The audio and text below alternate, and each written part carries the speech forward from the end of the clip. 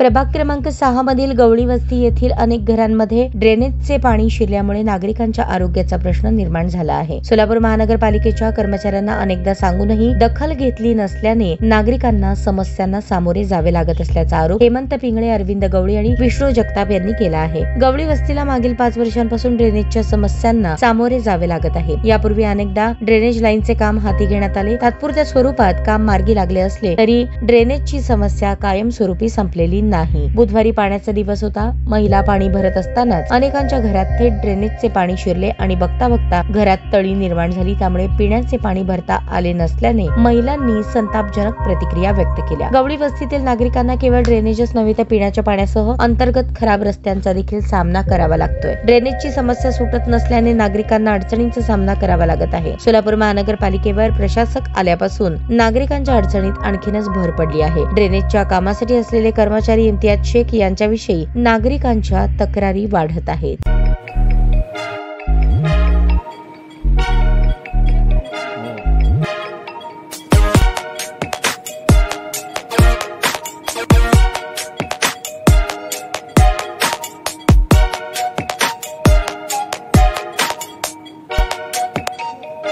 सोलापूर शहरातील सुप्रसिद्ध हॉस्पिटल म्हणजे सेंट्रल मल्टी स्पेशालिटी हॉस्पिटल मागील अनेक वर्षापासून सेवा बजावत आहे। 24 तास इमर्जन्सी सर्व्हिस, मॉडर्न टेक्नॉलॉजी, अनुभवी डॉक्टर्स तसेच अत्याधुनिक तंत्रज्ञान सुविधांनी सुसज्ज स्त्रीरोग प्रसूती विभाग, ऑर्थोपेडिक विभाग, मेडिकल विभाग आणि इतर एकमेव नाव म्हणजे सेंट्रल मल्टी स्पेशालिटी हॉस्पिटल। पत्ता गणेशपेठ शॉपिंग सेंटर, मंगळवार बाजार, सोलापूर।